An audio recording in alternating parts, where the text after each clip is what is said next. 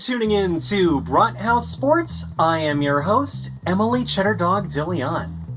It wasn't a pretty win, but the Browns did win against the Colts. Right off the bat at 3rd and 2, Jerome Ford makes a clean run to the right for a touchdown of 69 yards.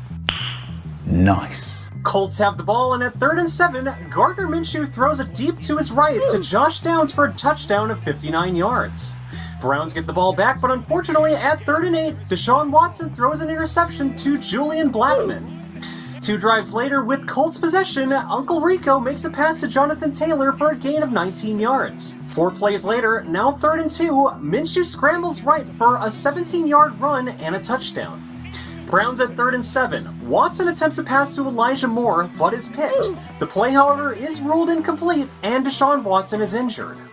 Colts get the ball back at 1st and 10 at their own 39. Minshew gets sacked by Myles Garrett, and the ball is recovered by the Browns. Browns trail the Colts 7-14. Though technically happening in the first, P.J. Walker hands the ball to Kareem Hunt, then lateral to Marquise Goodwin, who runs it to his right for a gain of 17 yards. This sets up a Kareem Hunt touchdown.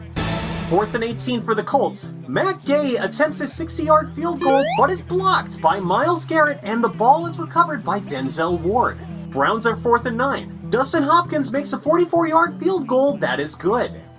3rd and 8, with Gardner Minshew in the shotgun, makes a pass to Josh Downs for a gain of 34 yards.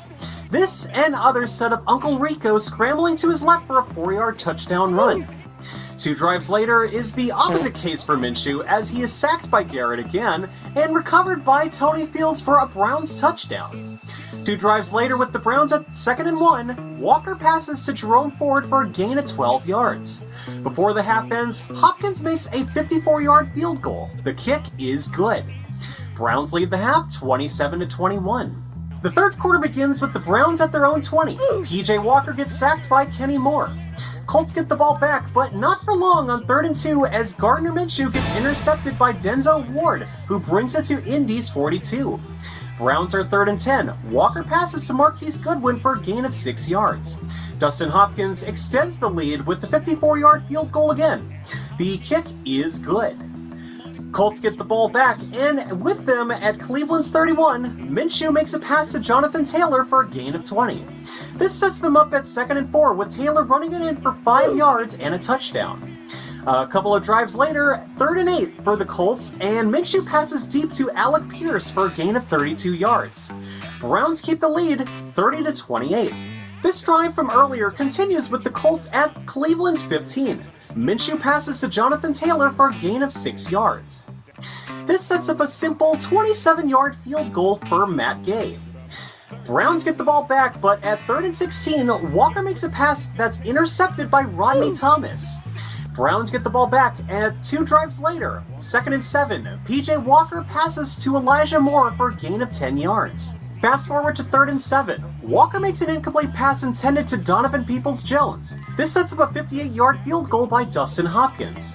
Colts have the ball, and it's 2nd and 10. Gardner makes a pass to Michael Pittman for a gain of 75 yards and a touchdown. 3 drives later, and the Browns make a total of 12 plays here, but let's get to the meat of this. 3rd and 4. Walker is sacked for what should have been a loss of 13 yards and a fumble recovery for Indy, but an illegal contact penalty was called on Darrell Baker of the Colts secondary. Baker gets penalized again. Kareem Hunt runs it in for the touchdown, but the 2-point conversion fails. Browns make the narrow win 39-38. We are more than a week away from the NFL trade deadline, and it's expected the Browns will be active. One such position Cleveland should be expected to work on is the offensive line. Jack Conklin's out with an ACL tear and has been replaced by DeJuan Jones. Ethan Posick and Joel Bitonio have suffered injuries as well. Michael Dunn is also on IR, and in general, there's no denying that depth is needed at the O-line. While the Browns have invested in the wide receiver position with Amari Cooper being added last year, then the previous offseason acquisitions of Elijah Moore and Cedric Tillman, the Browns receiving core has yet to be figured out. Maybe it's another wideout that we should be looking for. Since the close win against the Colts, the Browns should also look at signing another quarterback to make any turnaround at the position. Deshaun Watson isn't looking like he's rebounding back to his 2020 Pro Bowl form. Despite the injuries he received over the last month, even a healthy Watson has only thrown 4 touchdowns and 3 interceptions, and has a quarterback rating of 41.8. He's 24th in the NFL. PJ Walker is alright, but he isn't consistent enough at the moment to be a definitive starter, at least in the current situation. So what should the Browns do? The Browns are all in on Watson because they paid the $230 million. But if Watson can't regain form, the Browns will rebuild again. Sure, the Browns can win a Super Bowl with an elite defense, a great kicker, and an average QB. Just ask Trent Dilfer. But with Watson on the sidelines, can PJ Walker produce as a starter? Names the Browns could look at until Watson is ready could be Case Keenum, Josh Dobbs, and Jacoby Brissett for solid candidates. Free agents available include Matt Ryan and Joe Flacco. Others can be Cooper Rush and Marcus Mariota. Speaking of Deshaun Watson, this time regarding his injury. The hit he took during the first quarter on Sunday looked like it could have been a concussion. I don't blame him nor coach Kevin Stefanski for being cautious and sitting that game out. Following their game against the Colts, Stefanski did say he will start against the Seattle Seahawks, but is being checked day to day. Despite clearing concussion protocol, Watson did appear to deal with the lingering effects from that hit. The Browns are still awaiting the results of his MRI. In addition to offensive injuries, Jerome Ford will be out up to 2 weeks with a high ankle sprain. Before leaving the Colts game, Ford made a 69-yard run for a touchdown. Nice. The news also came in before filming this just a bit ago that Deshaun Watson will be sitting out Week 8 and that PJ Walker will be taking the starting QB role against the Seahawks. Now for the good news. Dustin Hopkins has set an NFL record for consecutive games with a field goal of at least 50 yards. This came just before halftime when he took the 54-yard field goal for the Browns to lead the half 27-21. This is an amazing turnaround Hopkins made after losing the kicking job to Cameron Dicker with the LA Chargers. The Browns traded the 2025 7th-round pick for Hopkins to replace Cade York, and he's paying off pretty well. Hopkins is now 14 of 16 in field goals following the 54-yard kick, and is perfect on all 5 of his kicks from at least 50 yards. Myles Garrett is a freak of nature. Just watching him hurdle over the Colts O-line to make the blocked field goal is impressive in of itself. This year so far, Garrett has made 7.5 sacks, 6 tackles for a loss, 16 quarterback hits, and 2 forced fumbles. But did you know that Myles Garrett is leading the pack with Micah Parsons of the Cowboys and TJ Watt of Satan for Defensive Player of the Year? Garrett and Parsons are tied at plus 200 in odds for this title, with Watt behind at plus 225. Also regarding Myles Garrett, I have to say congratulations to him for becoming the newest minority owner of the Cleveland Cavaliers of the NBA. Garrett will also serve as an official brand ambassador for the Cavs. And before we go, we're going to talk about DeJuan Dummy Thick Big Thanos Jones. After Jack Conklin went down in Week 1 against the Bengals, Jones had to fill in the role.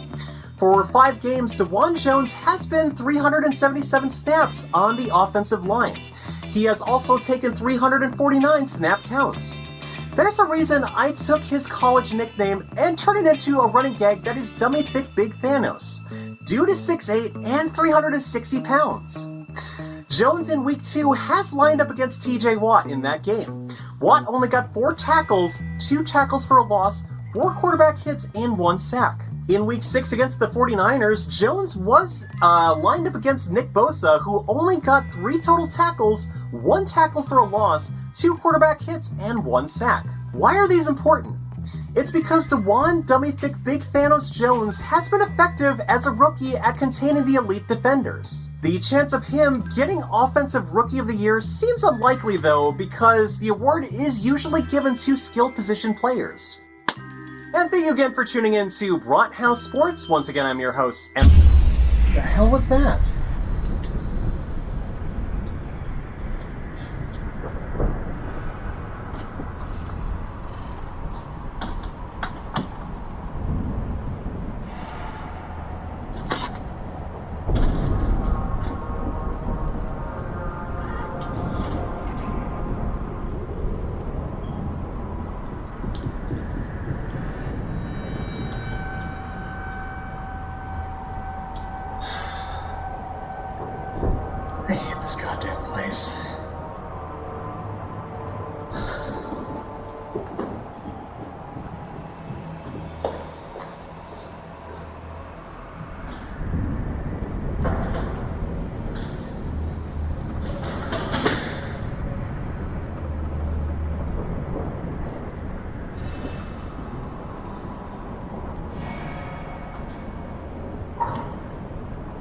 How's the show? How is the show going? What are you doing down here? I just needed electricity. All right. And for how long? I can't really remember. Can't remember? I can't. I think you have a very different ideas for Brathouse sports. And I'd like to know what they are.